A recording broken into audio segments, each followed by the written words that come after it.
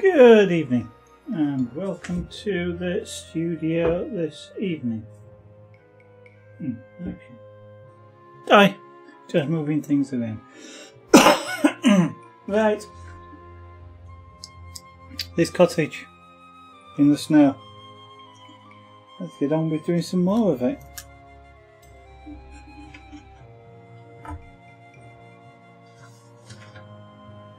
Okie dokie. Right.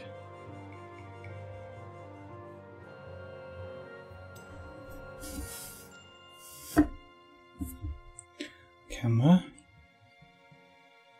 Like that. There we go. Right. Yep, so.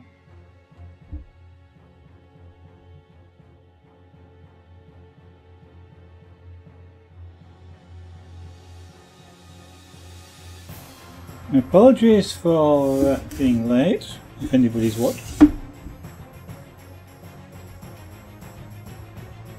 Okay. Stream Deck isn't working properly. That's great.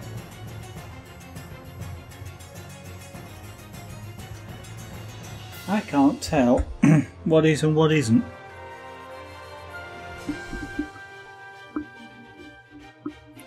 So let's unplug that, because at the moment it's telling me my microphone is muted. Which is really clever, because it's not.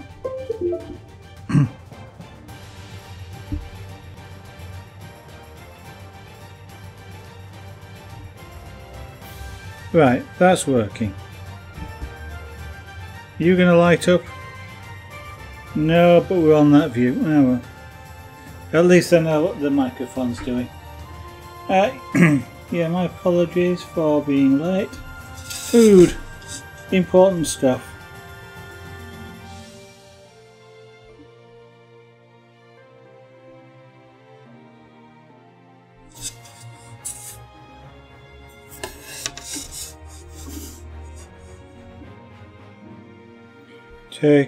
Turkey dinner tonight. It unfortunately just took longer than I was expecting it to take.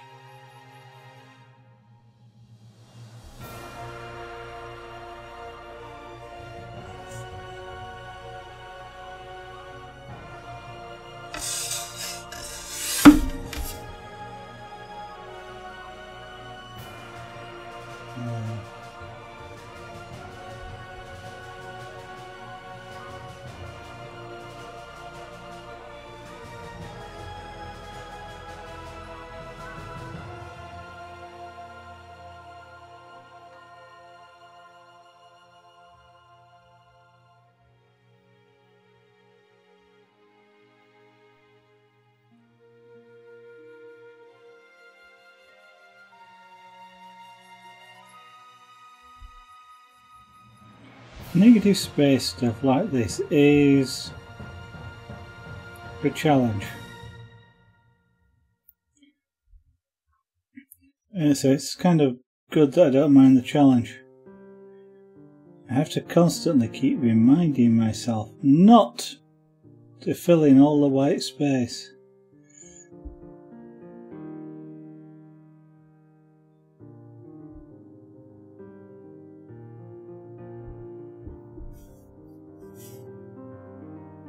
Because if I did, I would probably lose all my snow.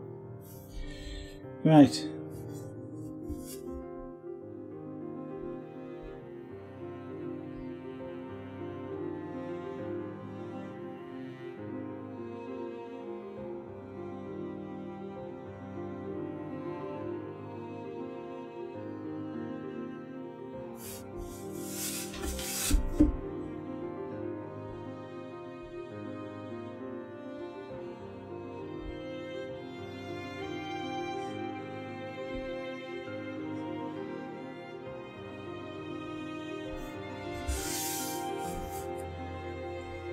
That's better.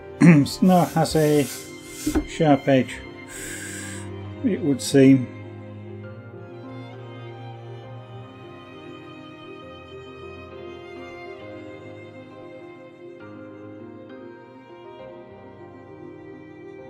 Actually, I know what it is. It's the foreground, because something in the foreground is going to be sharper. closer to you, then if it's not got a sharp edge, it looks like it's further away.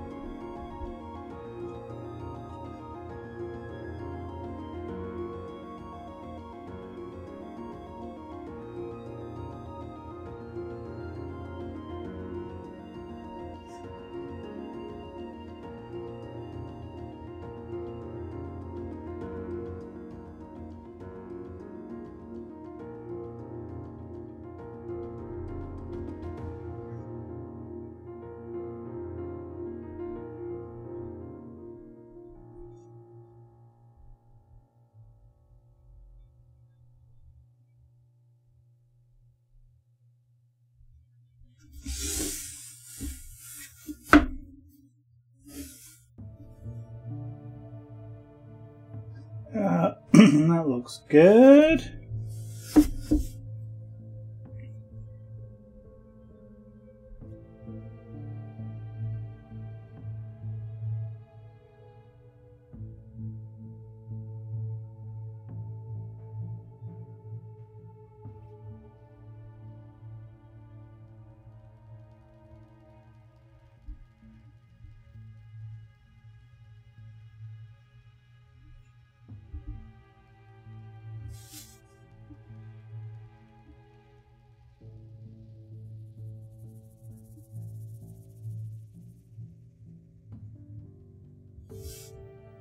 Yeah, to about that.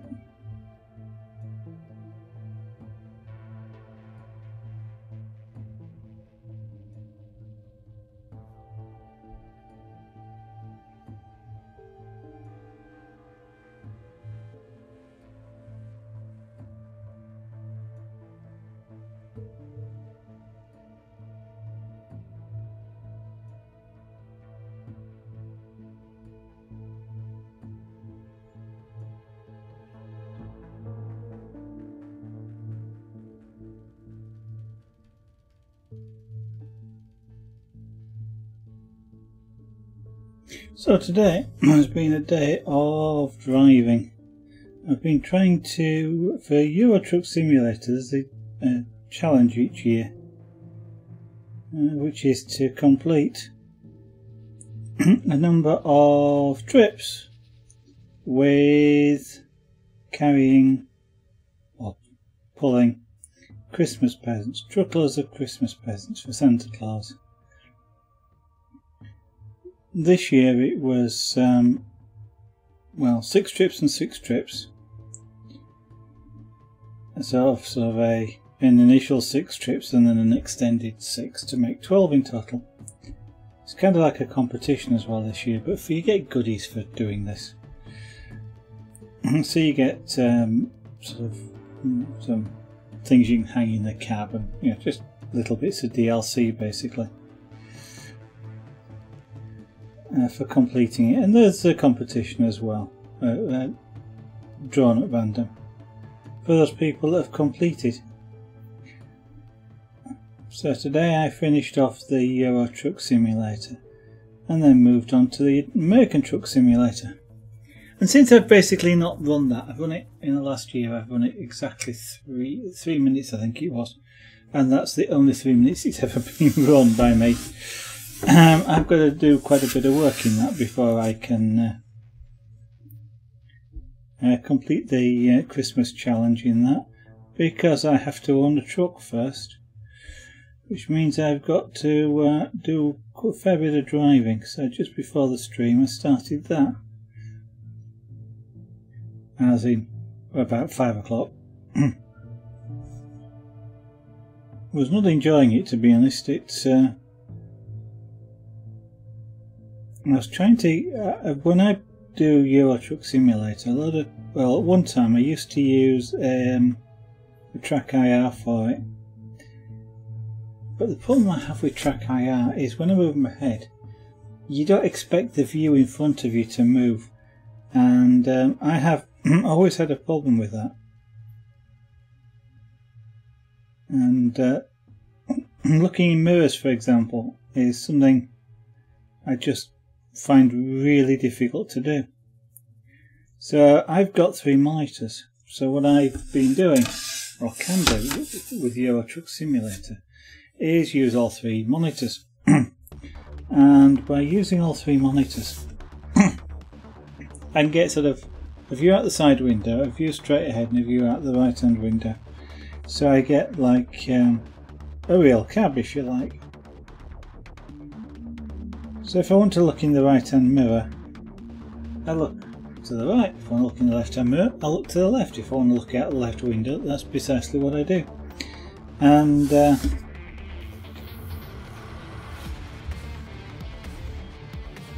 I find it a lot easier to drive like that now. When I just tried the same setup in American Truck Simulator, it looked awful.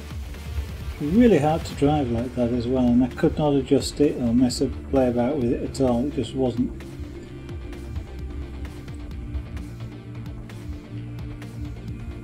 But what I did discover just before I had my evening meal was the fact that I forgot to set up the configuration, which tells American Truck Simulator that I've actually got 3 monitors and the configuration that they're in.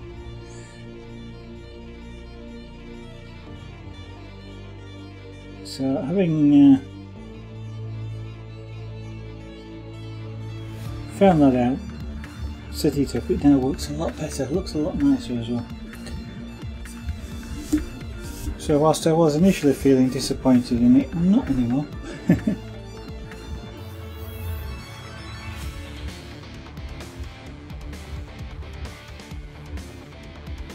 Now on this fence here, it's got a bottom edge which is light, which it shouldn't be. There shouldn't be a gap, a light gap underneath it, which is what it looked like.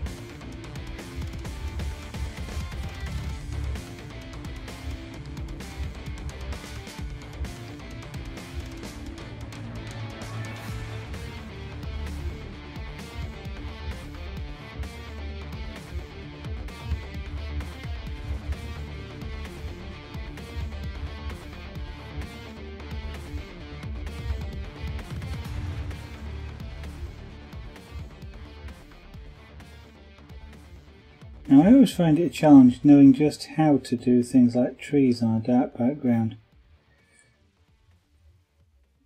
Now I'm never sure whether I should do them first or afterwards, so...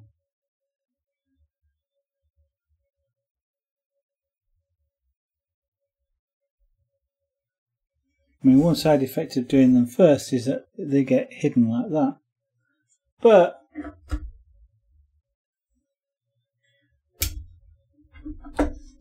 I can always go back over them again, which is what I'm just about to do now.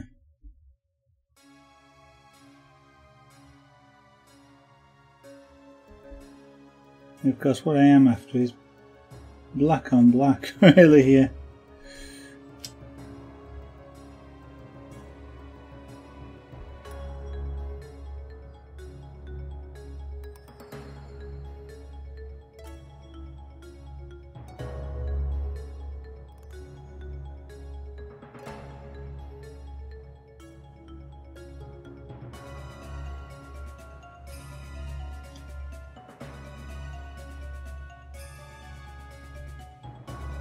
And we'll come back over that again once I've done the window.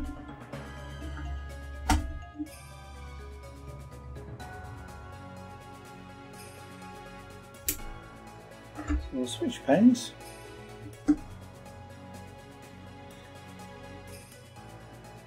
My cottage is nearly done actually, the rest then is just trees.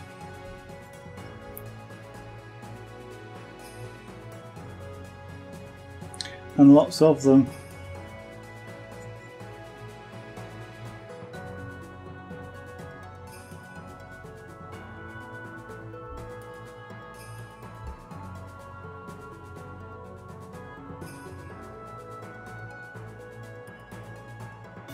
Can't have a snowy country scene without lots and lots of trees.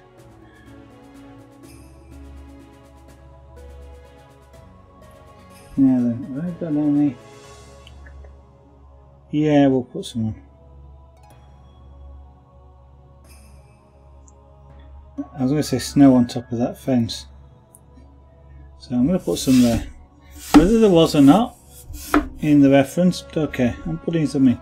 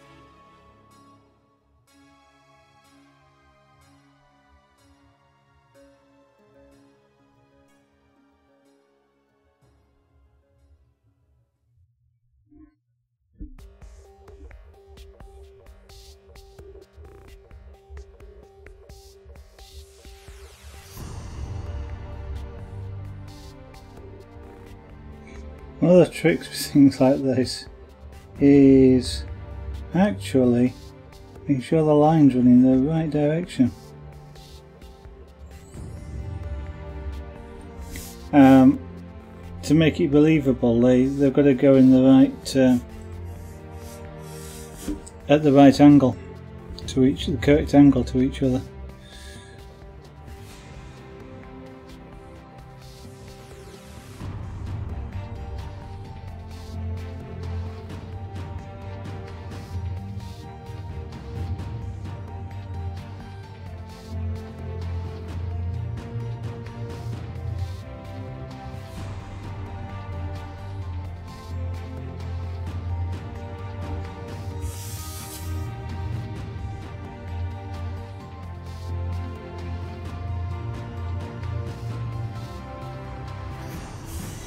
Okay, now put in the bit that makes it look realistic, which is a fine dark line just there.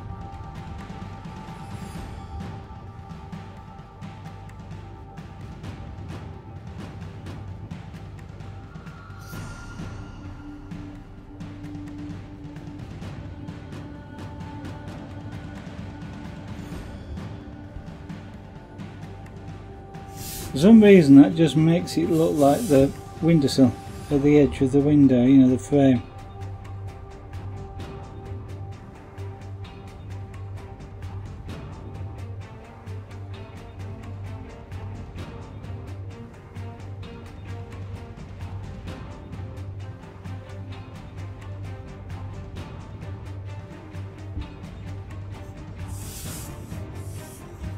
Okay, now let's tint the windows so it's semi-dark in there. I could put lights in, but I'm not going to.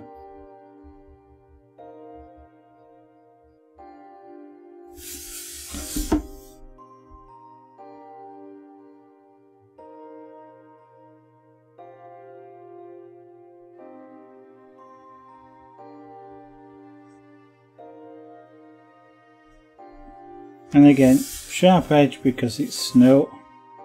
I'll come back over that tree in a minute. What I'm going to do is put this final window in.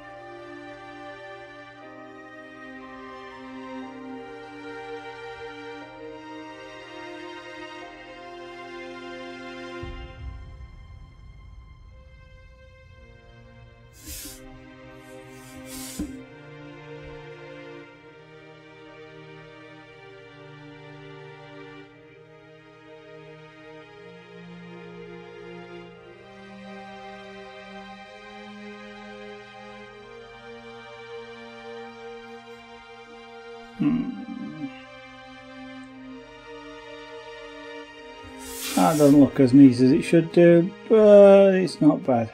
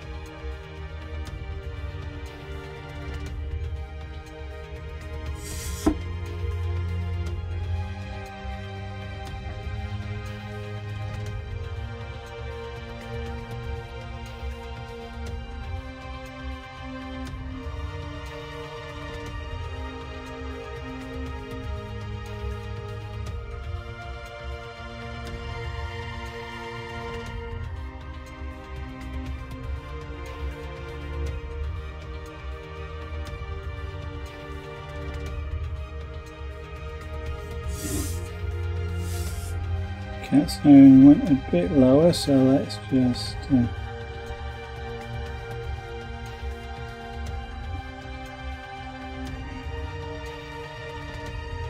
do that. If we've got snow there, that's the cottage. Right, now do down this edge here.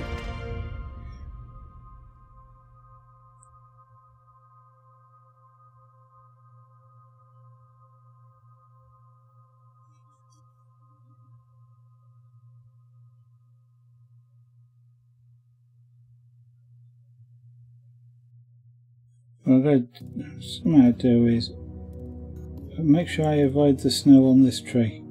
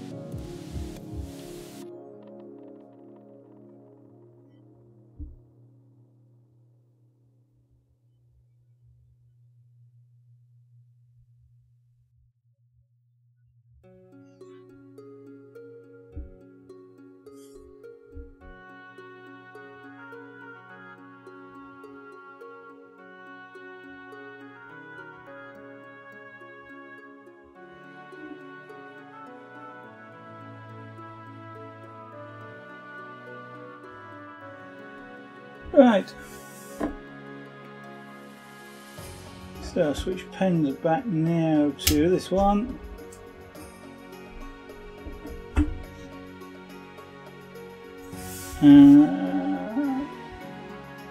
about there should be enough. Let's go back over this.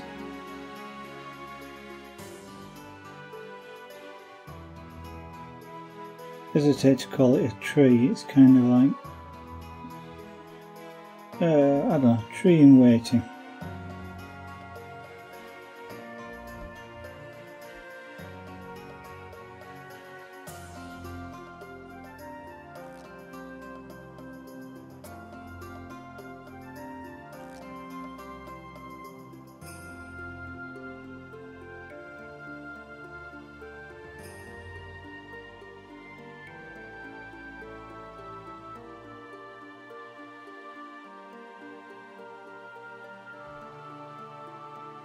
Right. Of course, now that means I've got to do the other trees. So, first of all, this is where I just think about it for a bit, because do I really want to do all the trees? And the answer is probably no.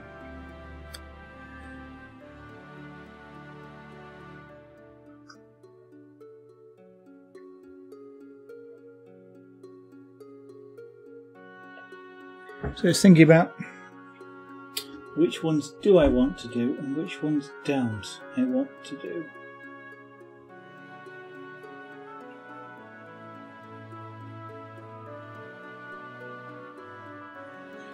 Because it's a forest, okay? Lots of trees. Do I really want them? Need them all in a snow scene? No, not really. In fact, I probably don't need a great deal of them, but I'm going to need some form of background. So I probably put some in around some of the large trees in. Maybe not put anything in the deep background. So let's put something in the foreground here.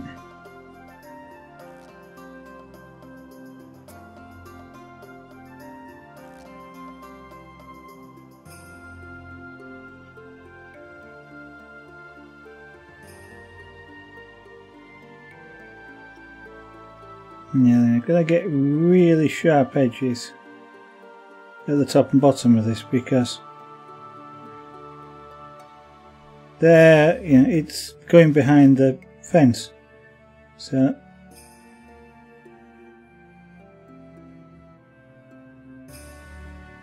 the fence has nice sharp edges, so we've got to kind of put that in now. Then I've got snow on top of there as well, so I've got to remember to skip the snow, also with a sharp edge.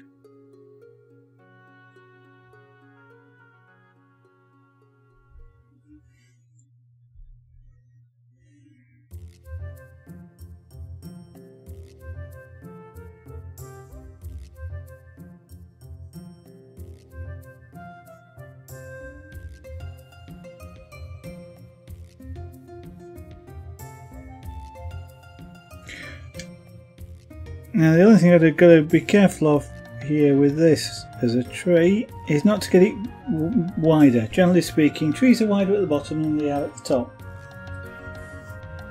Now there are bits of snow on this which probably will not get done.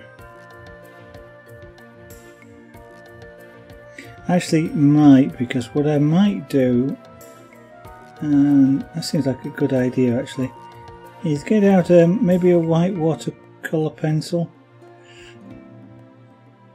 or even just a white crayon type pencil, colouring pencil. I think I've got one, and put some highlights in.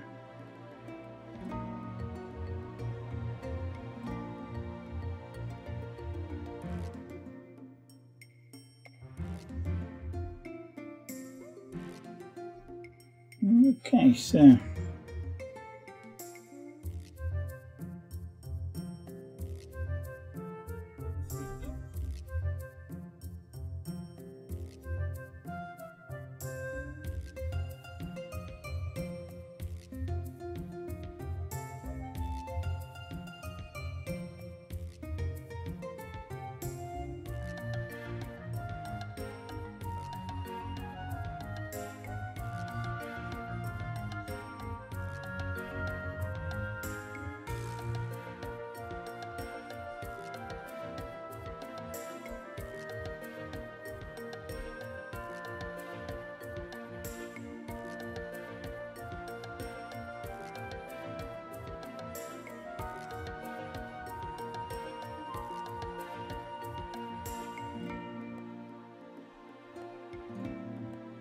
Now in reality this is going to have lots of little tiny twigs off of it, but I ain't going to be putting those in.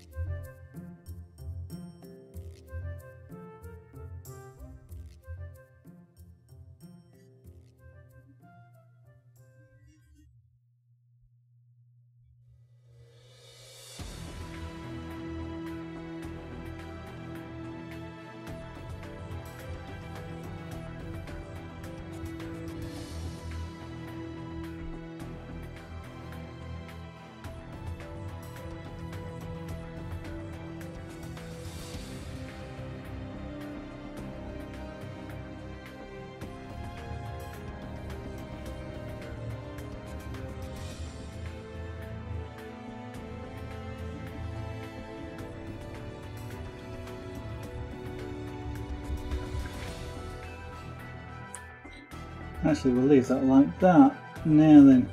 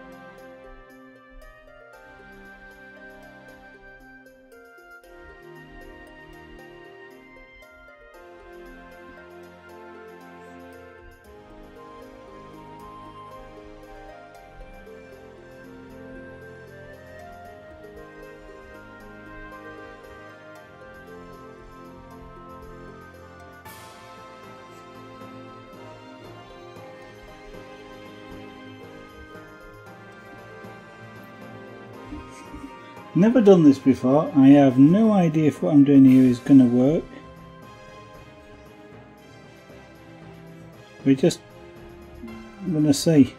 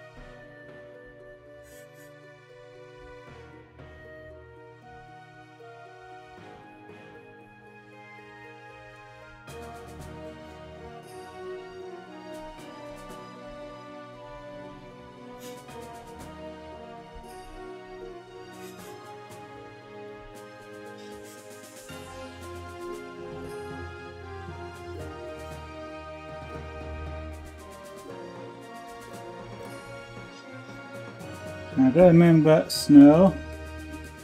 Snow, snow, snow, snow. Lots and lots of snow. And we're going to put a big trunk in for this, I think.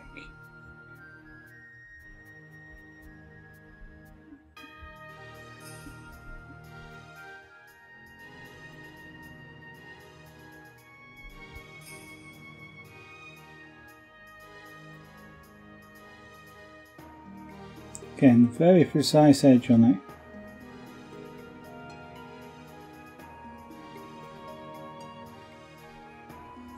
Make this dark and it will look like it's closer. to give them something that's pale.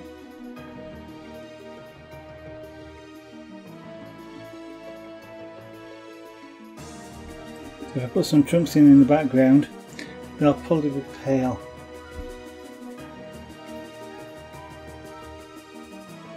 Or paler, just so that you get the impression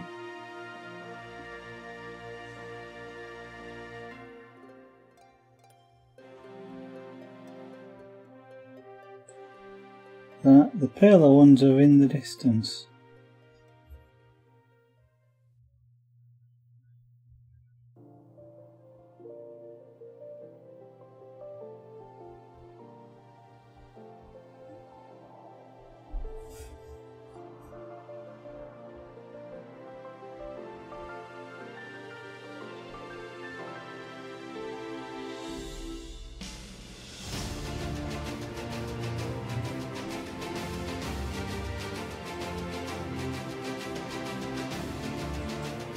Actually, we'll put another one in there.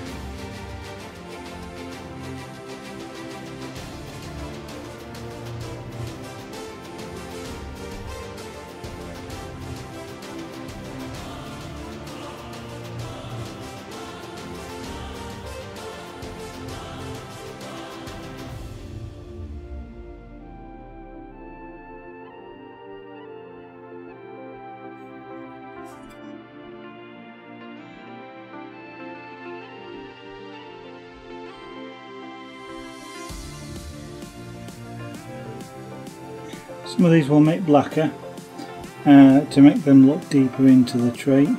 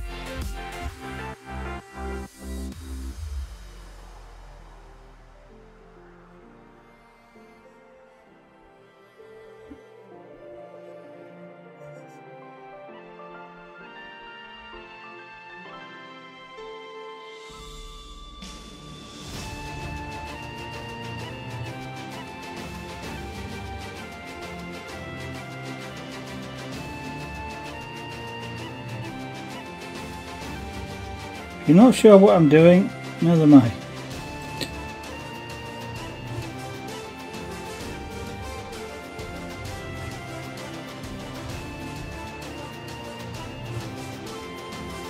So the idea is to just kind of make this look like a tree that's covered in snow.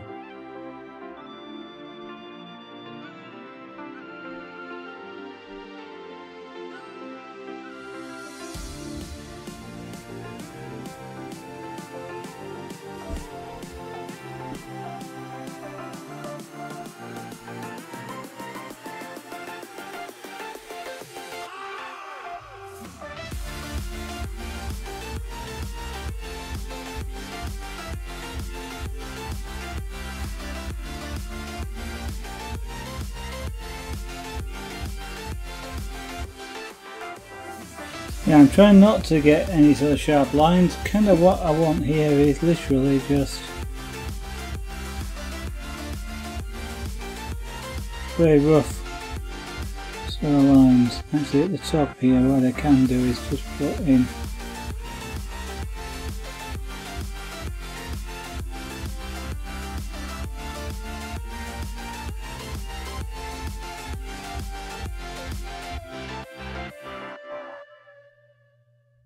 so these sort of rough lines sort of hopefully give the impression that what you're seeing is kind of the bits in between the snow.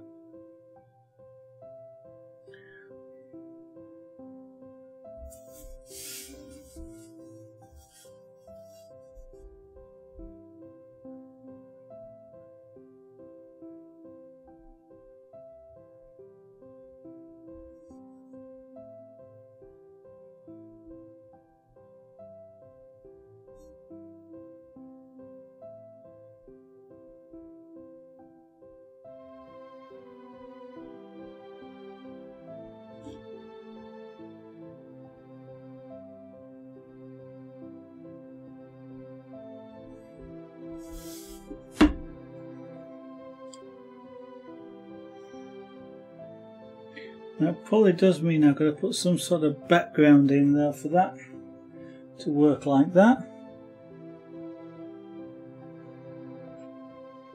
It's sort of working though, it's not bad.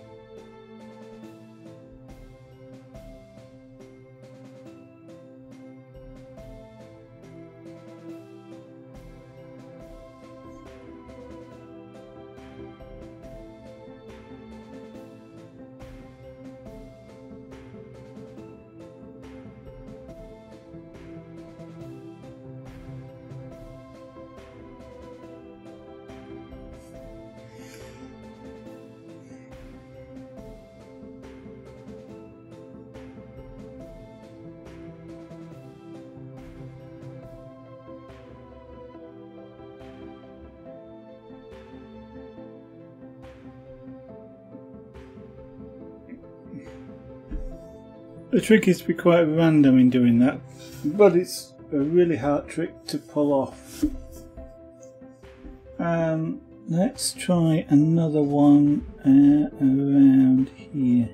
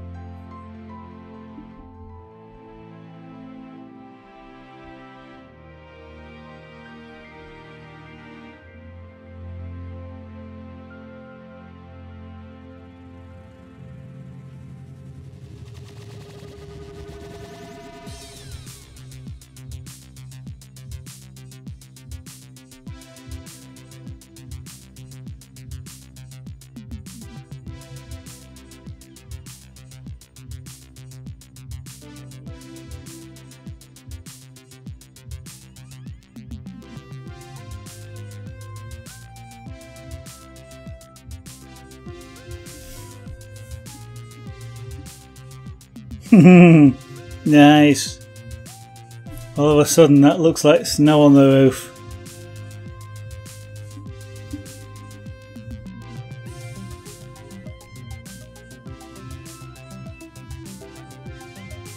I'm missing the edge of that building.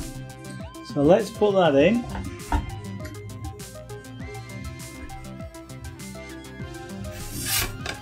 Actually, I'm missing that edge of the building as well. So we'll put both of them in.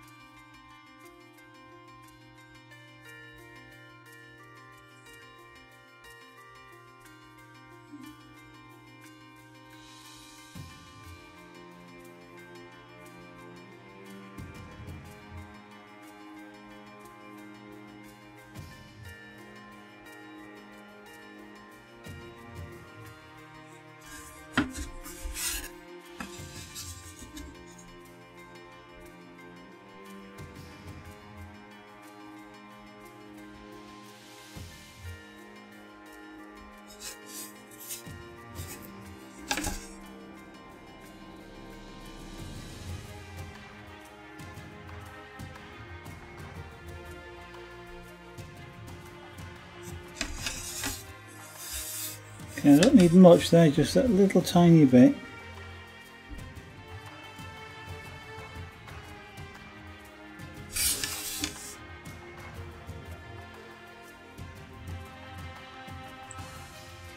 But I do have to have sharp edges for this sort of thing to look right.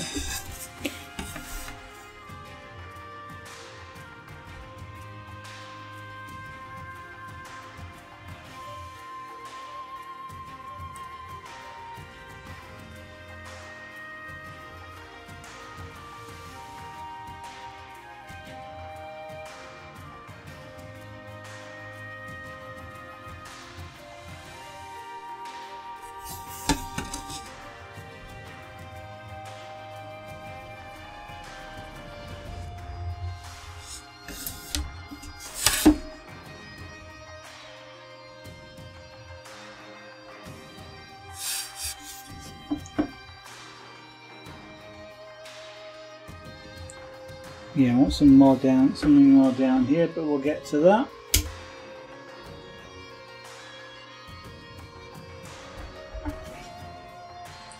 So let's have in here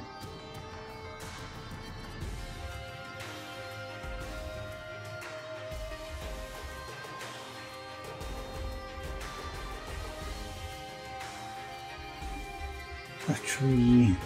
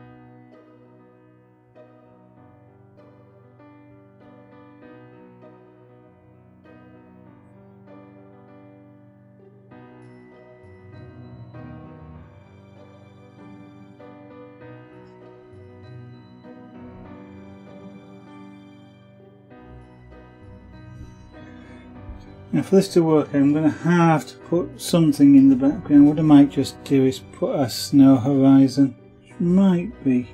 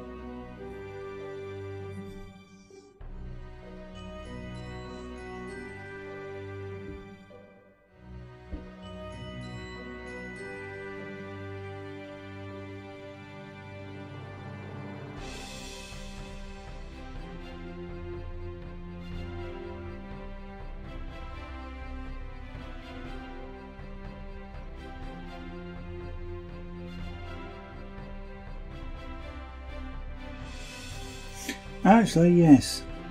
That wasn't what I was going to do, but I was actually going to put a visible bit of trunk, but actually I'm going to leave that as the trunk.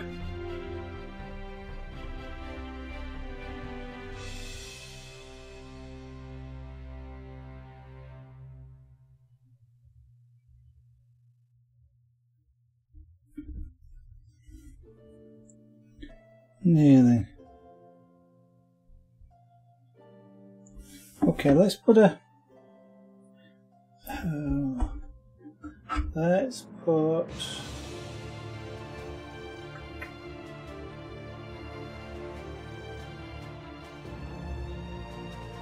yeah, let's put a dark sky in. So, for a dark sky, what I'm going to need is a straight line.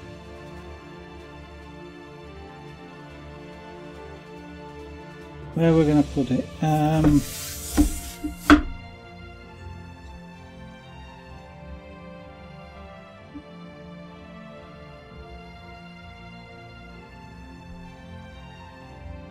About there.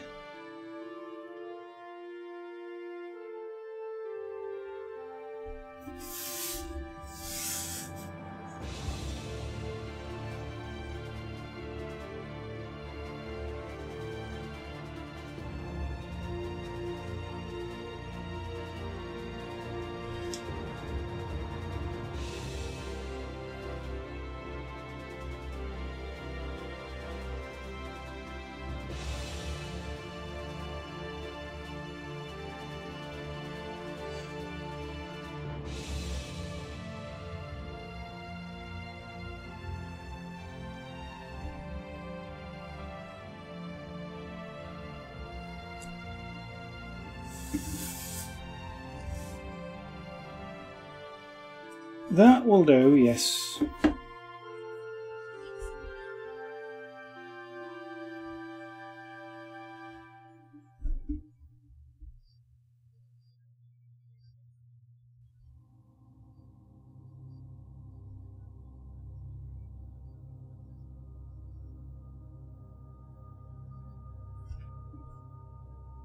You know what?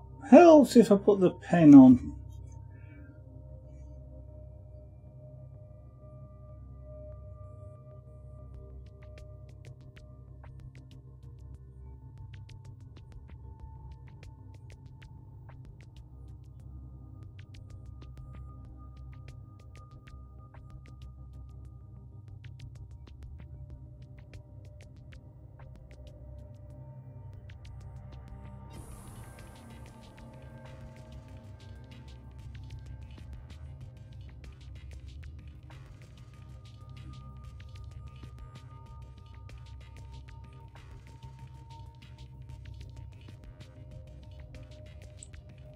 Now this is way in the background, so I am not bothered if I have or don't have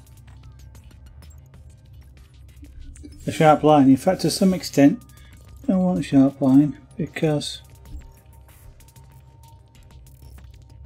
it's in the distance. It's not really going to be focused.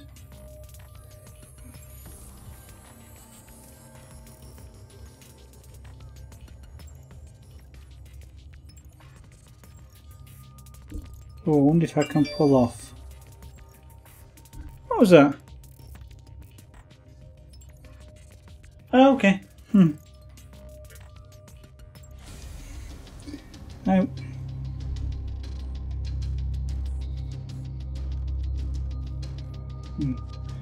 and guess what? I've forgotten to record tonight. I shall have to get Twitch to give me a recording. I wonder if I can pull off a gradient.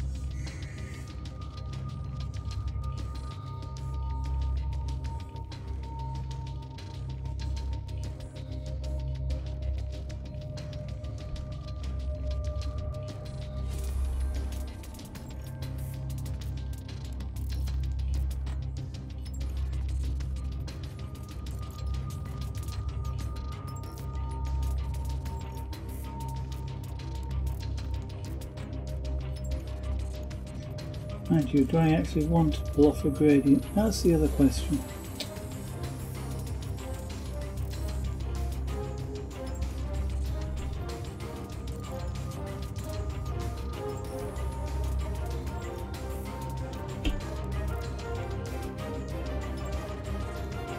Well, one of the things I can do at this point is make it all a single colour and decide later. Because if I make it the lighter colour, then if I decide to put a gradient on, it's adding colour. If I try and put one on and make a mess of it, I can't take it away.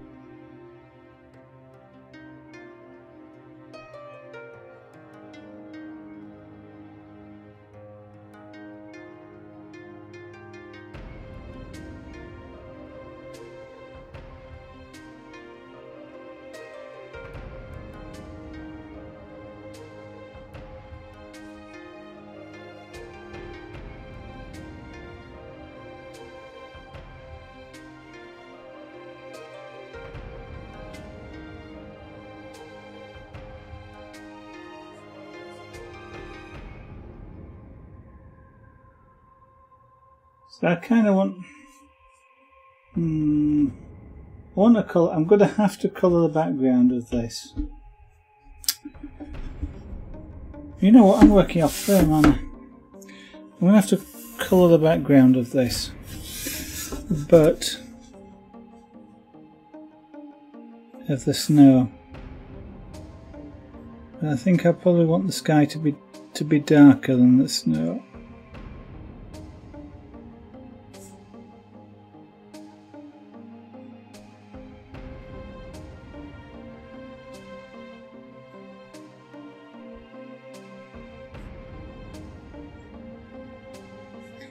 Now, other than using a blowtorch, there's no real quick way of doing large areas like this other than with a larger tool. Now you can use a blowtorch, something like a small soldering torch perhaps, you know, the gas powered torches, hot air type gun things. Now, the problem is they're likely to make this a lot darker really quickly. They do create a smooth colour just because of the way they work, I guess. Although if you don't use them right, you can still get patchiness and things. But I only need this subtle. Well, shall we say I don't need it as subtle as a brick, but I do need it sort of reasonably light. And using something like a little gas powered torch, as I say, will get it dark. More than likely it would very quickly go to a carbonised finish, which actually isn't a very nice one. I will experiment at some point with using a gas torch, just not yet. If I do experiment, it'll be on a new piece of wood, not an almost finished piece of work.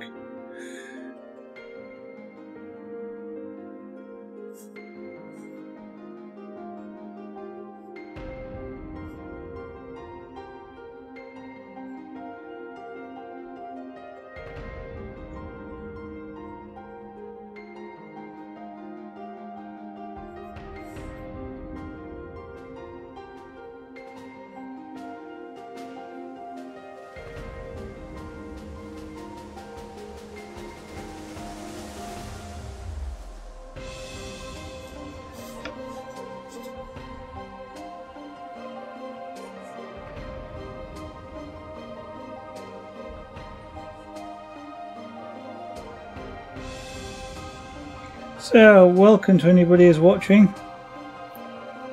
Welcome to the studio. and my studio, I guess. Pyrography, also known as wood burning, also known as fire writing, none of which include the use of fire in this particular piece. Heat, yes.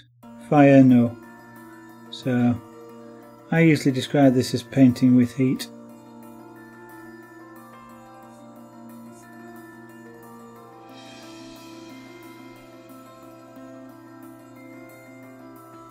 The quantity of heat you apply determines the colour. Now there's no absolute sort of 5 minutes at this temperature type thing to get a particular colour. Sometimes it can be a second, sometimes it can be 10 seconds, even on the same piece of board, just because of the way the wood is.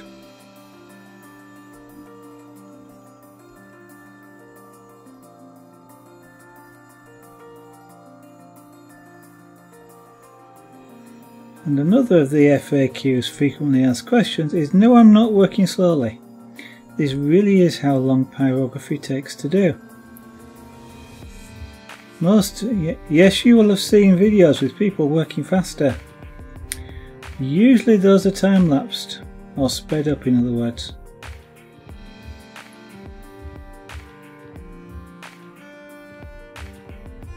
There are some artists who can work with an extremely hot tool, pen, and in which case they have to work really fast.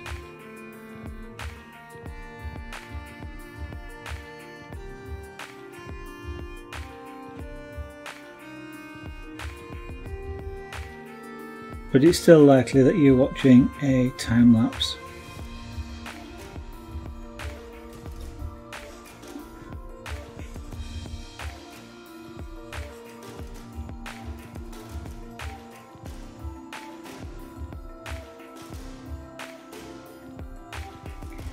Now on this channel we do lots of things. Here you're looking at pyrography,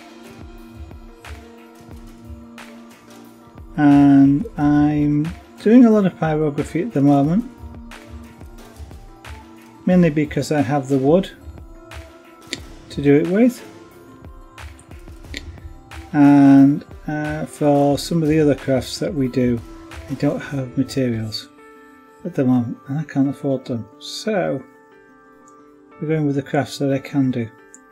Now I do have some wood for carving as well, so carving is another thing that you'll see on this stream from time to time. A type of carving called relief carving. That is where we relieve the image out of a solid piece of wood. If essentially relief carving, to recognise relief carving, you imagine an object, cut it in half and stick it to this board so it looks like it's, you know, coming out the board, if you like. That's relief carving, as opposed to full 3D carving, which the object is a standalone object at the end of it. So relief carving comes with its own mounting plaque.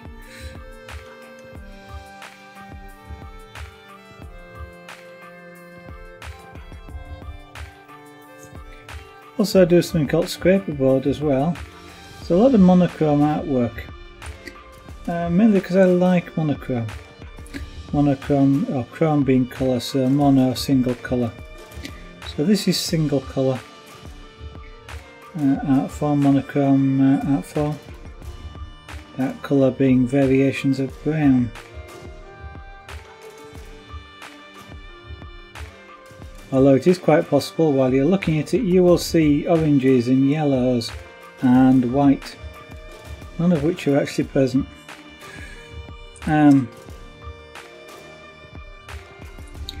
Optical illusion mainly, especially if you're seeing white, because of course the board isn't.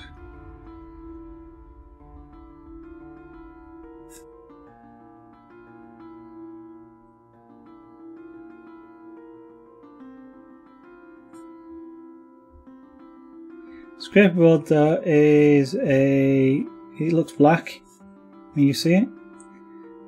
And what you do is you use a sharp object and you scrape the black surface off. Underneath the black surface of scrapeboard is white china clay. So when you scratch, you get a white scratch mark. And by varying how you scratch, direction, frequency, closeness, all these sorts of things, you can get quite a substantially shaded object or picture at the end of it.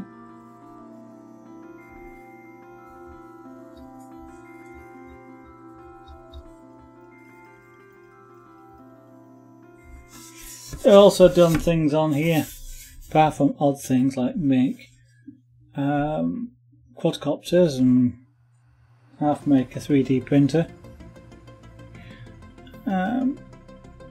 airbrushing, glass engraving, punchcraft, which is in miniature rug making, latch hook rug making, magic dots, which are kind of like diamond dots if you know about those. And what else?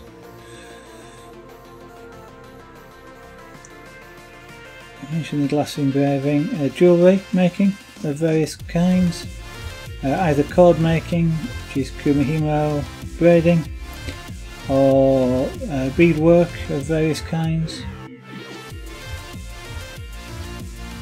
or making chain based jewellery out using chainmail, weaving of rings.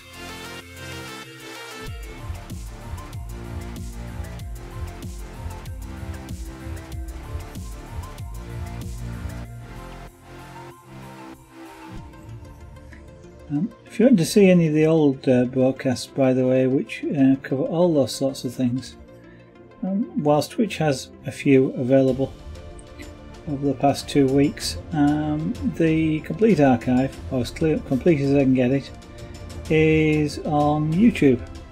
So youtube.com/Zaragonart, and just about everything is in playlists.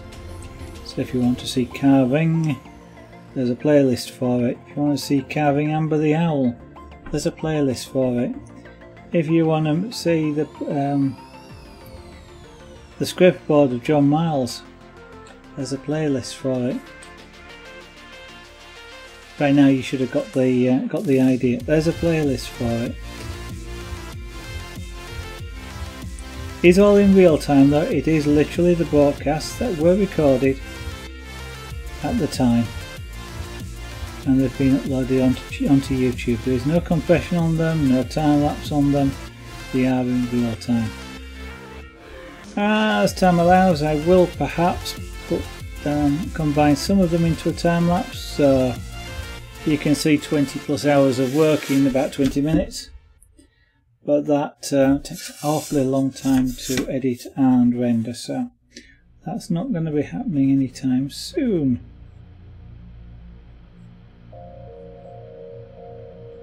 Indeed, ideally before that, what I want to do is go on a lampwork course for one day. Course, see whether I like it. Lampwork, also known as glass blowing. Although sometimes you don't blow the glass. Just like pyrography doesn't use fire. Blowing the glass though does. A really hot fire. An oxygen propane torch, which is hot.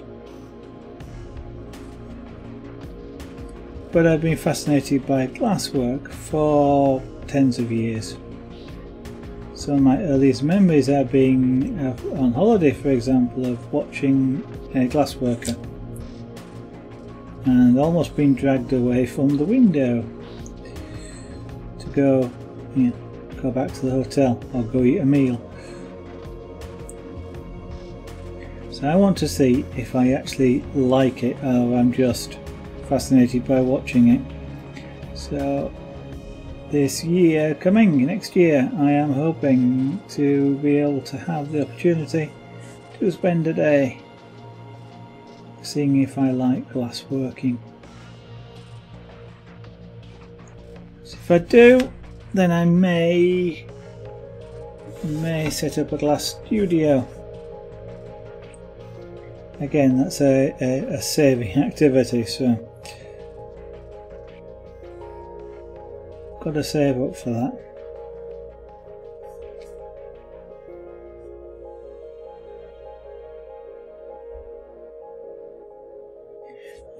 Glass working equipment isn't particularly cheap, and having said which, it's not particularly expensive. Well, it is expensive, but it's not as expensive as I used to think it was, thanks to a Twitch streamer who kind of doesn't seem to be streaming at the moment, you know, very often, or hasn't streamed for a while. I discovered that glassworking equipment wasn't as expensive as I thought it was. Still not cheap.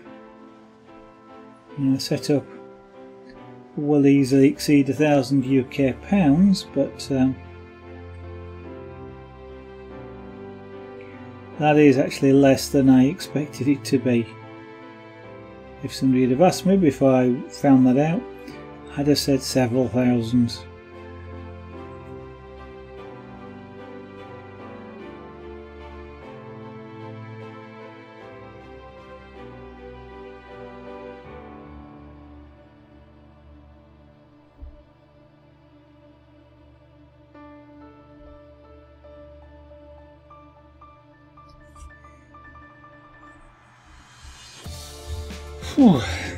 It is warm here in the studio, which is interesting because earlier on today I have a nice big patio type window door here in the studio, and I opened it. I left it open for a couple of hours. Even so, the temperature in the studio only dropped down to about 21 degrees and stayed there, even though it's not quite that warm outside. But then later on, after a few hours, I closed that window, and within about 30 minutes it's back up to 24.5 degrees, 25 degrees, which is about what it is now. Yeah, it's 25 degrees it's saying. So I don't quite know why, because the heating is off. But so it's rather warm in here.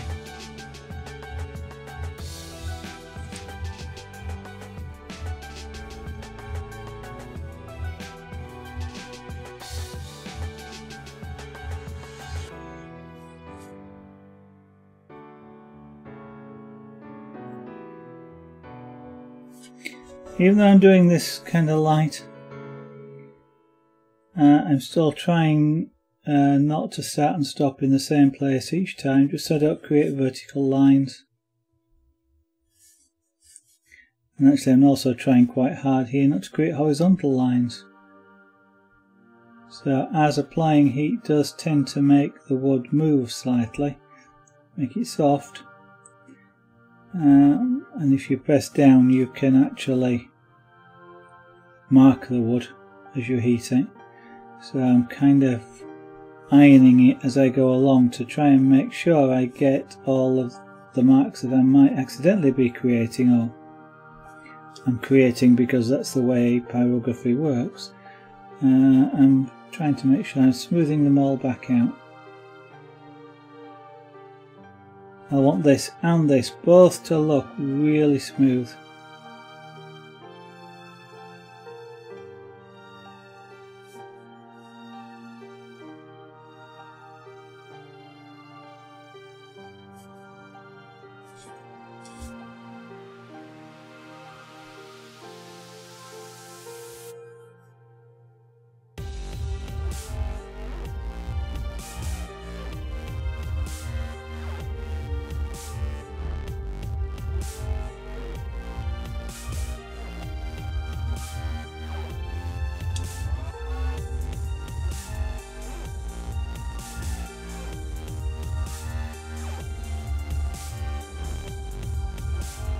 Actually, I'm almost getting a gradient here. Wasn't particularly intentional. This bit at the top is actually slightly darker. So something I hadn't noticed, should have noticed but hadn't noticed.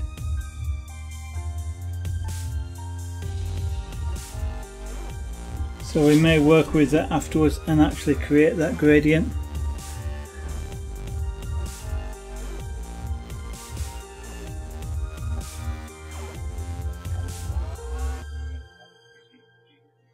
So this is kind of like sky, snowfield. I did toy with the idea of putting a forest behind it, but that's a lot of work. I mean, this is a lot of work, but it's not as much work as putting a forest in would be, because I'd still have to colour it, and then I'd actually have to go lots and lots and lots and lots and lots of tree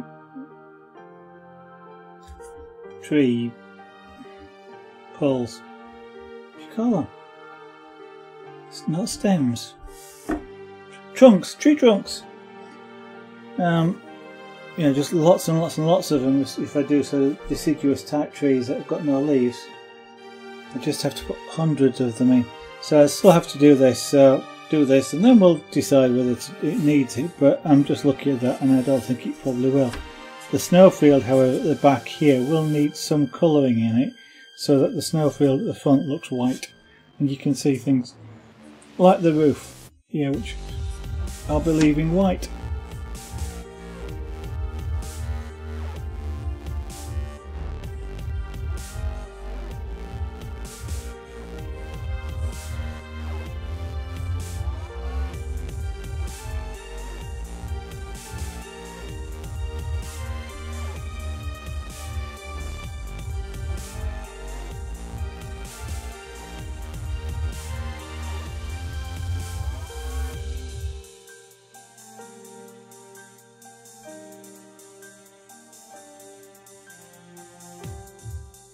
And again, I keep saying, I must see if I can find my larger shader. Whether it would be okay for something like this, I'm not sure, because I know the heating on it is not as smooth as it could be. I mean, this particular one isn't, the right hand side of this one is hotter than the left, but I can work with that. And I know that my larger shader, wherever it is similar. One side is hotter than the other, which is possible to work with as long as you know where it is and how to handle it, because you don't particularly want a hot side on a shader, because if you put it down on the wood, that hot side tends to make the wood darker than the other side, and if you didn't intend that, it's a pain in the neck.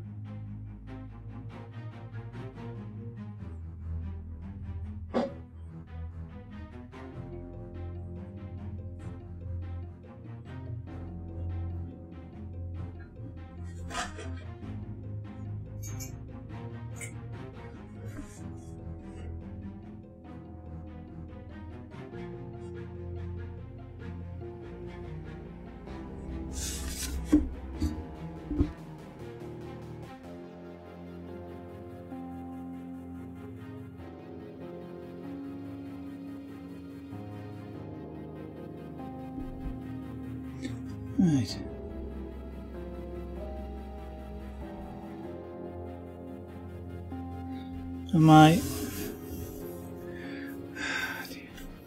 I'm working off frame again. I cannot avoid it somehow. I always seem to be working off frame. The light, yeah, there you're getting an idea of the colouring. The light is causing the brightness that you're seeing.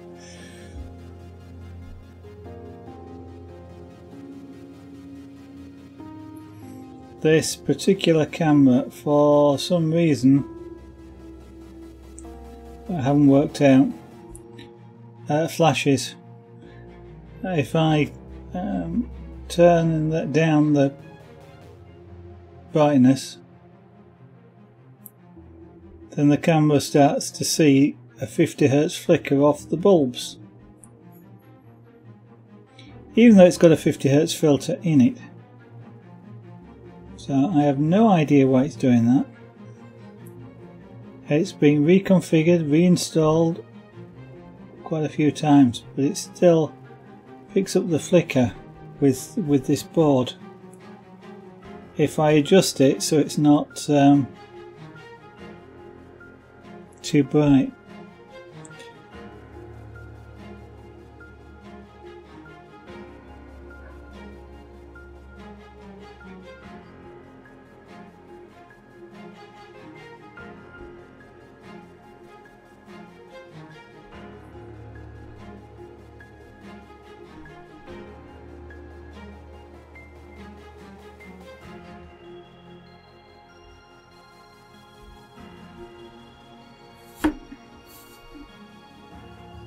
Almost looks like a mountain or something.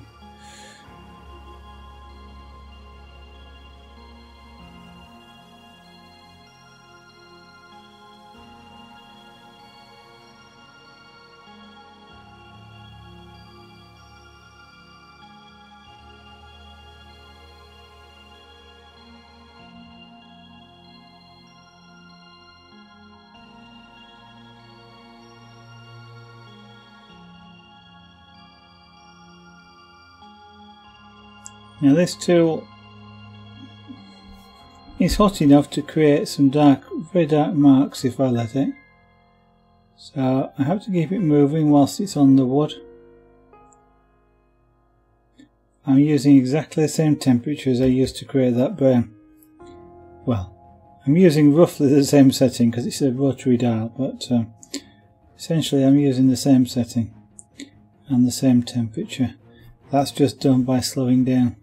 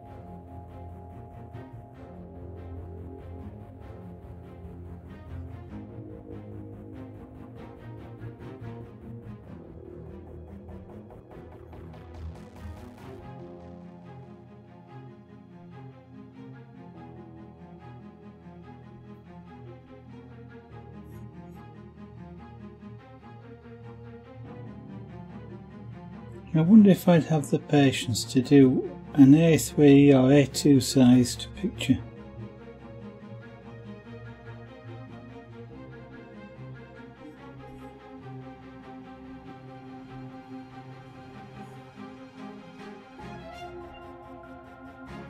This is A4 roughly, so A3 would be twice this size.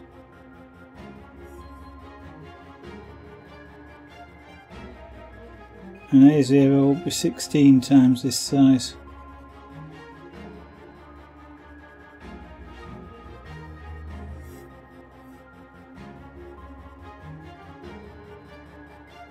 This board behind it is A2, I think. Yeah, it would be A2. So I have a board which is at least twice the size of this board behind. That'd be A1. But as I say, it's possibly as large as A0.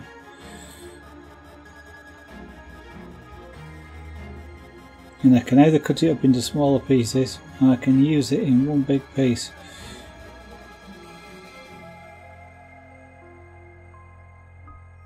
Although commercially, I'm probably better chopping it up. Because an A0 and A1 piece would be hundreds of hours, which would make it thousands of pounds.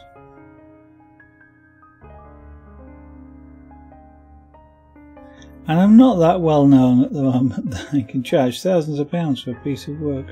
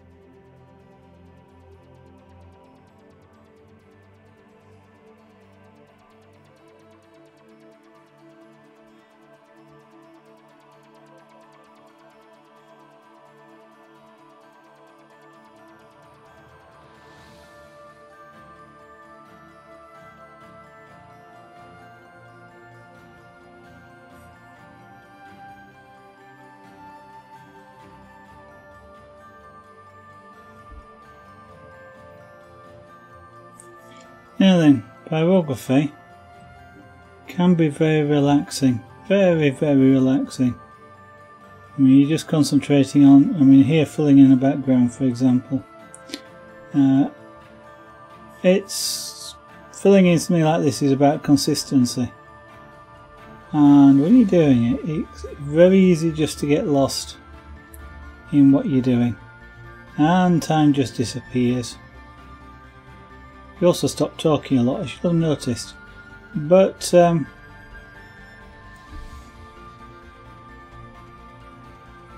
even doing something intricate like this, you can easily get lost in it and just not miss the time. It's very relaxing from that point of view.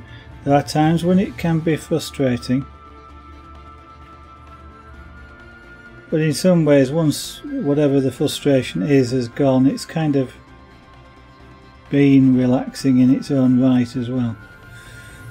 It sounds kind of contradictory, but solving a problem and fixing it and moving on from it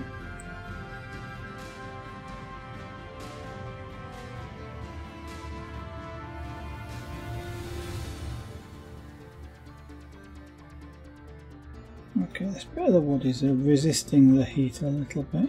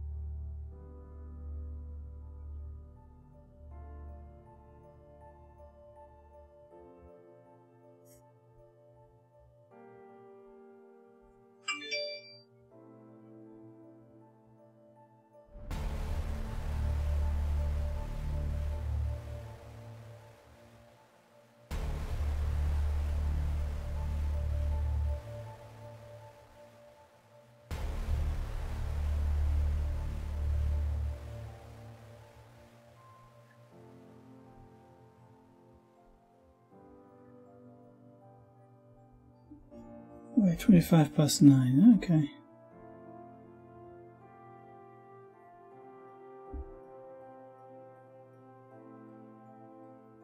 Well, what day is it today? Saturday. It means tomorrow is Christmas Eve.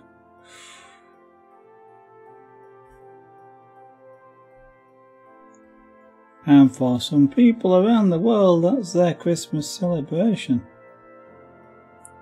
So those of you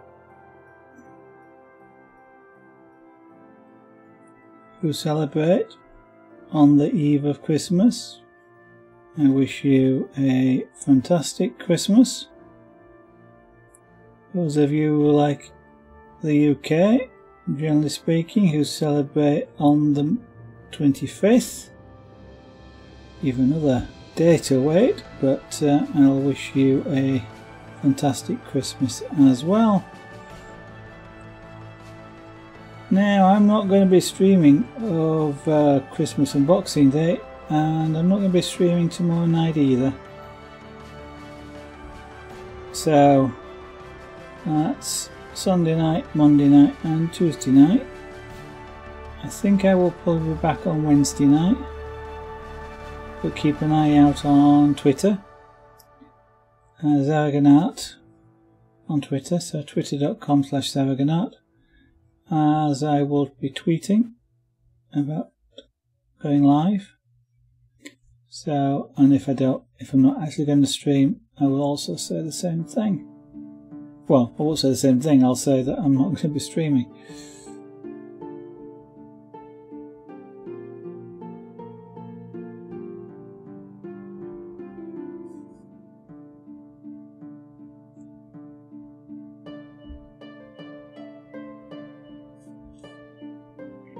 Now, I have to finish this by the end of tomorrow, so it is possible I may stream doing this in the tomorrow afternoon sometime, but I may not, because sometimes streaming takes more time and effort than not doing it, and when you've got limited time,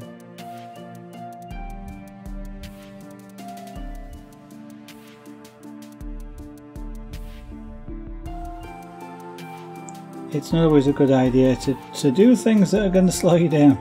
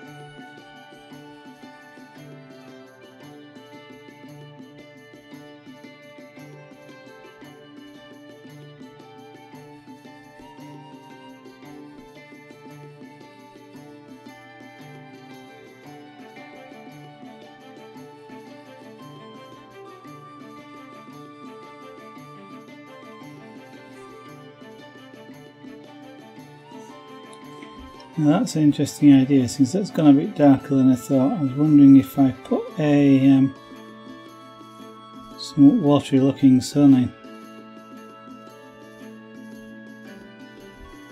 But we'll think about that afterwards, which may just be like a big, slightly darker ball there.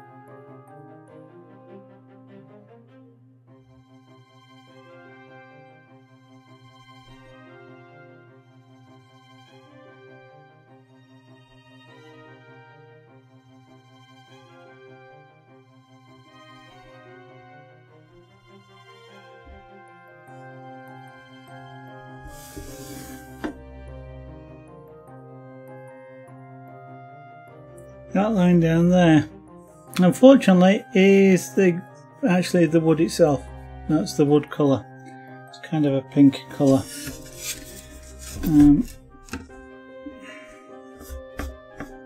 Nothing I can do about it other than not use this piece of wood.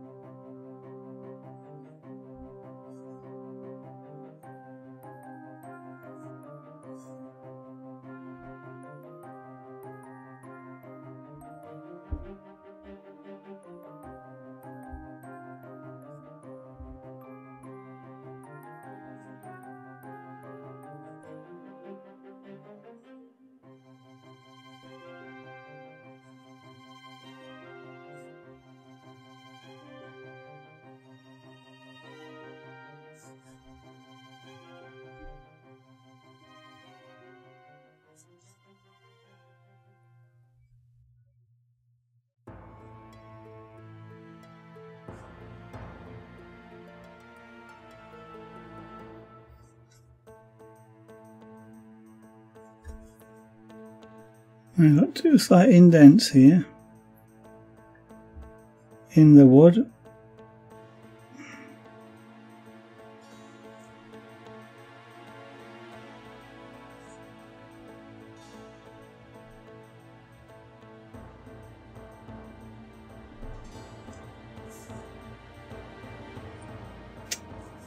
Round mark.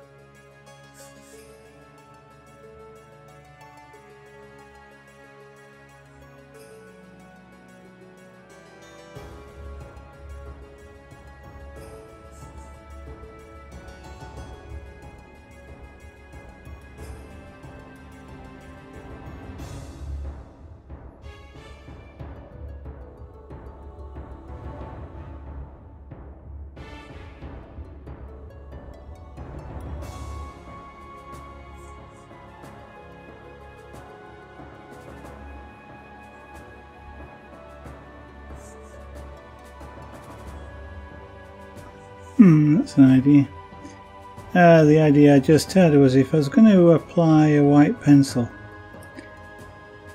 sort of highlight some of the snow, what I can do is use some coloured pencil in the windows, perhaps to make it look like there's a light on inside.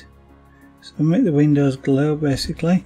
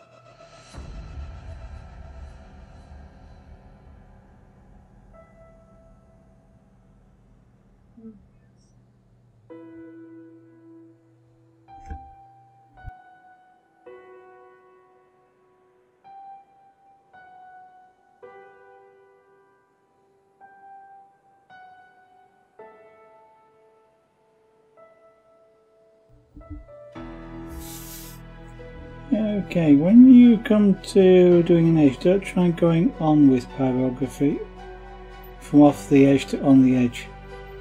Basically, it doesn't work. You always end up cooking the edge more. So if you need to,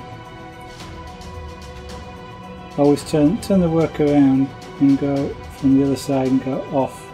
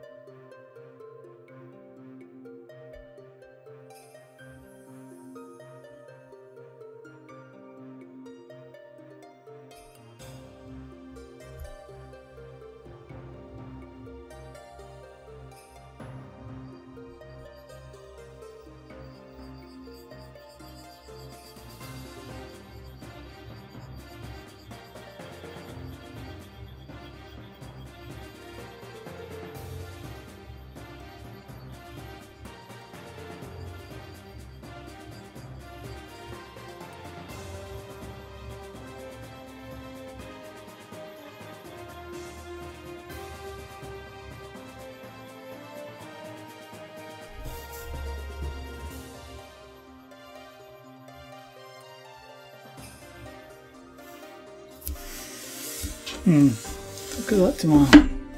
Okay, blimey, that's